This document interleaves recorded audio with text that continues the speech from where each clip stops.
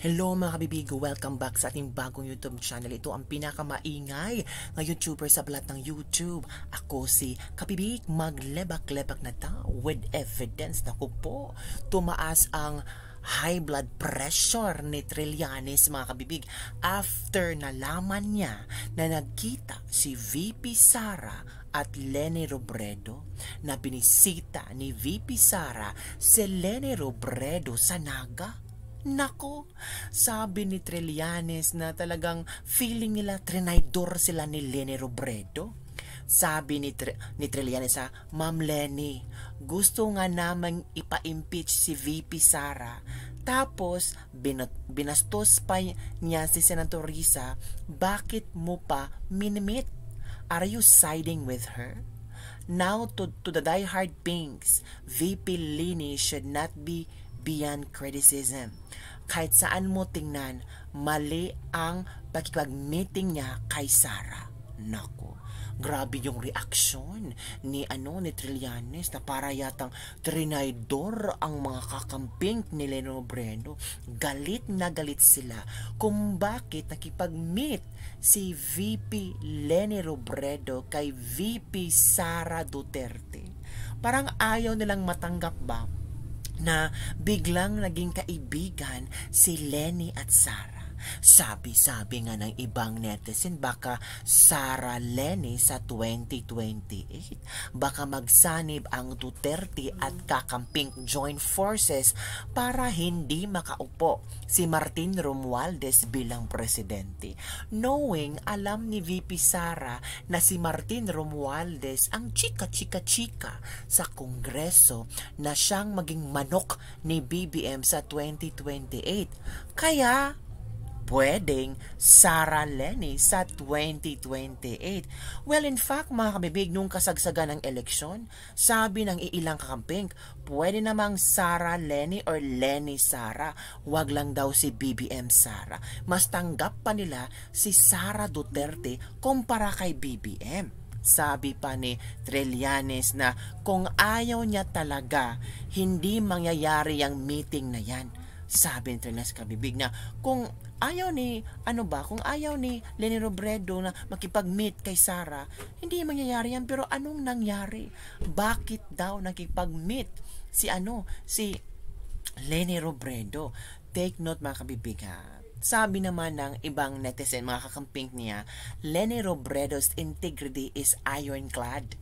Meeting a politician with opposing opinion or ideas, wise and matured. That's leadership, ayon ng kakamping. Ito pa, bumaliktad na pala si Leni ngayon. So it means iiwan na niya ang mga kakamping at nakigsanib puwersa siya sa mga Duterte. Parang niluluwa. At tapos nilolunok ulit ni Leni ang mga sinasabi niya tungkol sa mga Duterte. Yun ang sabi ng iilang kaping. Sabi ng isa, it's not all politics, sir. Tao pa din tayo. We should not remove that humanity from us because of politics. And you know that better from us. Rising beyond the boundaries is what I can say who really is Leni Robredo. Teka, Sentry, out of courtesy lang yan ni Attorney Leni dahil pista rin sa lugar nila. Kung hindi niya yan i-accommodate, PR nightmare naman. Damn if you do, damn if you don't. Despite the political climate, Attorney Leni stays unbothered. Chill lang, alam niyang ginagawa niya. Yan ha. Pero parang nasaktan si Trillanes eh. Sabi pa nga ni Trillanes ito, I agree. Based on our info, the visit was arranged and well coordinated a few days ago. Somebody is lying to cover up the political blunder of meeting Sara. Ganito simple yan. Pumunta si Sara kay VP Leni kasi Sara understands the positive optics for her. Alam ni VP Leni yung agenda na yan and yet she agreed to be part of it anyway. Yan ang mali na kino-call out ko. Wow. Masyado naman kayong feeling. Masyado namang feeling na si VP Sara ay kailangan niya si Leni Robredo.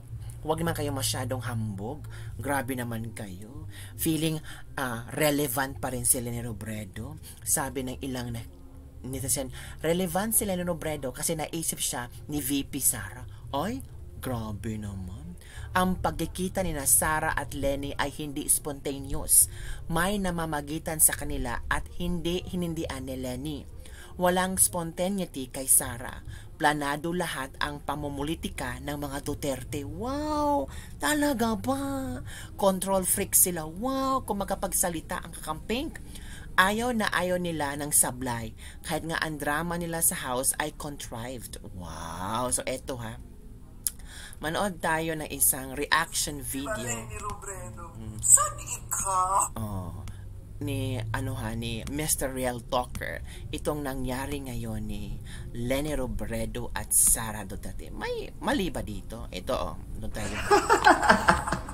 Nag-emote si Trililing, sabi niya.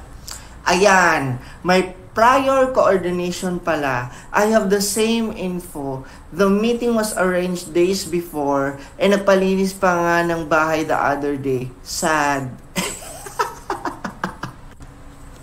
Nasad siya. Kasi nag-meet si VP Inday Sara at saka si, di ba, Leni Robredo. Sad ikaw? Sad ka? Ang problema kasi sa'yo, Trililing, masyado mo kasing pine-personal, Trililing. Ang politika, politika lang, Trililing. Ikaw naman. Yan kasi, masyado ka kasing personal sa mga Duterte. O lumiliit na ang mundo mo. Diba? In the first place, si VP Inday Sara is the current Vice President and si Leni Robredo, diba, is the former. So, may connection talaga din sila. No? And malay mo, ano bang pinag-usapan nila? And sabi pa nga, nothing political. Correct. It's only personal things ang pinag-usapan nila. So, anong iniiyak mo dyan, Trilling? Nag-emote si Trilling, sabi niya. Ayan, may prior coordination pala. I have the same info. The meeting was arranged days before and nagpalinis pa nga ng bahay the other day. So, nagpalinis ng bahay si Leni Robredo. So, it means alam ni Leni Robredo na darating si Sara Duterte at kanyang i-accommodate. O, di ba mga kabibig? Sabi naman ni Direk Daryl Yap, the best talaga sa pagka-feeling ang mga kakampings. Para silang mga nasa dog pound na nung nakakita ng papansin, nagkakakahol na buong gilas. Hindi pupunta sang Bicol si VP Inday para sadyain si Leni Robredo. May pagdiriwang po roon at bilang tunay na tao, kailangan mong makikhalubilo sa mga lokal. Ano po ang mahihita ng isang Duterte kay Leni? At bakit noong nagkita ang dalawa, ang mga backup dancers ni Leni ang nag-announce ng madla na parang binisita sila ng idol nila? Sa boto pa lang, wala sa kalahati. Sa trust ratings, maiiyak ka na lang. Tapos ang gustong palabasin ng mga pinks, humihingi ng tulong? Saan? Bakit? Anong tulong ang pwedeng ibigay ni Leni kay Inday? Kung paano maging cringy, corny, at magpapanggap na may impluensya? Payo lang mga pinks. Kung love nyo talaga si Leni, protektahan nyo siya. Hindi sa amin kasi nasa taas nyo kami. Hindi naman kami lilingon sa inyo para manggulo. Bakit makikipag-sparring pa ang nanalo sa di umabot ng semifinals? Ang cheap elimination round nyo para sa 2028 ay si Risa with Trillanes. Hindi sila okay ni Leni. Hala? O nagkagulo ang Marcos at Duterte pero nanaginip kayo kung iniisip nyong maambunan kayo ng swerte o halaga. Huwag nyong palabasing magkakuha ng wisdom si Inday kay Leni. Piyestahan yon, baka nakikain lang si Inday. Merienda na lang tayo, remember. O, yan ha, yan ang banat ni Direk Daryl Yap. Totoo ka? Totoo ba na medyo there's something wrong with Risa, Trillanes and Leni? nalungkot si Trillanes. I'm sure ramdam ko din na parang nagalit si Trillanes sa ginawa ni Leni Robredo pag-accommodate ni VP Sara. Naglinis pa nga ng bahay si Leni Robredo para ma-accommodate si Sara Duterte.